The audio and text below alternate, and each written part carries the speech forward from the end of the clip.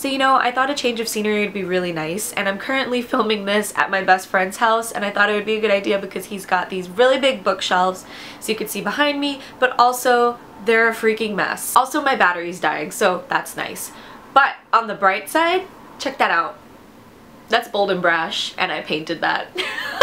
Hey friends, it's Nikki. Today I'm going to do a very quick September wrap up. I'm sorry for any noise outside. I know that usually my house is really noisy, but yeah, my best friend lives right outside a train station, and I guess this is just the price of living in New York. So the first book that I read in the month of September is Bad Romance by Heather Demetrios. I had picked up another one of her books before, but I actually never finished it, and I just felt like it was taking too long to get into the story, and I was getting a little bit bored, and I almost had the same experience with this one, except, okay, let's bring it back a little bit. So the premise of the story is basically that a girl gets involved with a guy, they're in their final years of high school, and it turns into a very toxic and abusive relationship. This book mostly focuses on the emotional abuse rather than physical abuse. I don't really recall if there's any physical abuse. I don't think there is. And overall it was a very good and very emotional read, but like I said before, I just felt like it took quite a bit to get into the story, and I felt like I was getting a little bit, not bored, but I felt like, okay, let's move on now, let's keep going. I dropped my phone. This is what pop sockets are for, and I should probably use mine. There goes the train.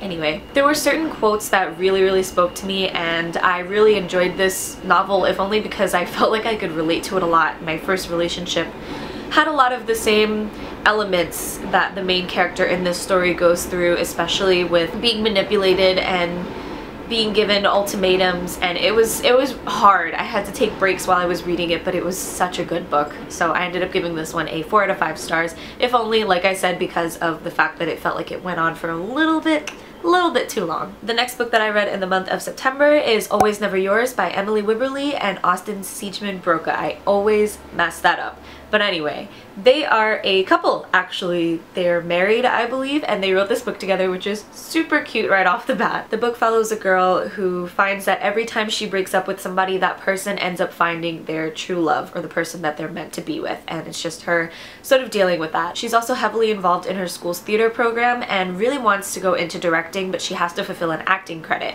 and this acting credit is going to be fulfilled by playing Juliet in the school play of Romeo and Juliet. She's really interested in one of the stagehands and enlists the help of another cast member to get his attention, and things sort of develop between her and this cast member. Overall, I thought this was a really cute book. I really enjoyed all of the relationships that the characters had with one another. My god, this blinking battery thing is really giving me anxiety. And I also really liked how sex positive the book was, because the characters all knew that this girl was boy crazy, for lack of a better word, but they never put her down for it. If anything, it was just more of like a little joke, but never like, you are a terrible person for this, and I really appreciated that. Sex and intimacy are also spoken about more freely in this book, and that's what I meant when I said that I really liked how sex positive it was, but also that they didn't shame her. Okay, alright, continuing. I ended up giving this book a 4 out of 5 stars. Train noise. You know what? We're gonna push through the train noise because that blinking light. The next book that I read was City of Ghosts by Victoria Schwab, and this was actually my first Victoria Schwab book. Go me. This is a middle grade book about a girl who has parents who are very active with ghost hunting. Is that the word I'm looking for? They're very active in the ghost community. That sounds like they're dead. Wow. They're very famous paranormal investigators. That's what I was looking for, and my brain just died on me. They have an opportunity to film a TV show, and so they go off to Scotland to film it, and Cassidy, along with her best friend who is a ghost, go off and embark on this new journey where they discover some other creepy things going on. I thought this was adorable. I thought this was everything that my 12-year-old self would have wanted, because I'm so into ghosts. It had just the right amount of creepiness, just the right amount of fun, and it was a really entertaining read, honestly. But my favorite thing was the friendship between Jacob and Cassidy. It just reminded me a lot of my friendship with my best friend, whose house I'm stealing today. The next book that I read was actually an ARC, and it is What You Hide by Natalie D. Richards. This is another creepy sort of read that follows a girl and a guy who meet at the library. The guy has been doing community service work after he gets in trouble for climbing the library. Yeah, you heard that right, he climbed the library. And the girl is facing some trouble at home and really needs to get research done, so she's constantly there taking care of that. But some weird stuff is going down at the library, and the two of them sort of team up, and I don't want to say they find out what's going on, but that's the impression that you get from reading the synopsis, is that they're supposed to be finding out what's going on at the library. And although they did, you know, take that task on, I felt like the book took on more of a role of tackling their personal lives, especially Mallory's personal life, because she's got a lot going on at home with a very sketchy father figure in the picture. Her stepfather is kind of an awful person, and she's trying to escape from that. She's trying to protect herself and her mother, who is pregnant with her soon-to-be baby brother or sister. The familial aspects were great and very interesting to read. Well, it happened. My battery died. I'm gonna try my best to look here and not here like I did last time. What's up, Bold and Brash? Anyway, the problem that I had with it was that I expected to go into it and find more of a story surrounding the library and what's going on, because it's a very mysterious thing and I was very curious about what was happening. But that's not what I got. And it wasn't necessarily bad, it's just that I think if you're going to read this and you expect to go into it to find that mystery, you're gonna be a little bit disappointed, because it kind of takes a back seat to the developing relationship between Mallory and the boy whose name I completely forgot for some reason. This book comes out in December, so if you're interested in checking it out, I will leave a link to the Goodreads so you can add it to your shelves.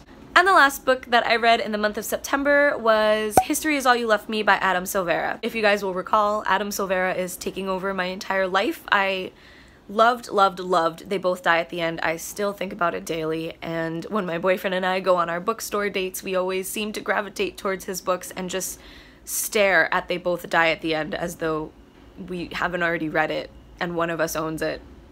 This book is told in two alternating timelines, one in the past, which is your history, and today, now. And it follows Griffin, who is mourning the loss of his best friend and ex-boyfriend, and sort of figuring himself out along with the help of his ex-boyfriend's new boyfriend. If that sounded confusing, I'm really sorry. Jackson. Jackson is his ex-boyfriend Theo's new boyfriend. So Griffin and Jackson are forming this sort of weird relationship after grieving the loss of somebody that they both loved, and I thought it was really interesting to see Griffin navigate that relationship, especially because he has to acknowledge that they both loved the same person and there's nothing they can do with that right now. I honestly don't entirely know how I feel about this book. I did enjoy it, but I definitely didn't love it as much as I loved They Both Die at the End.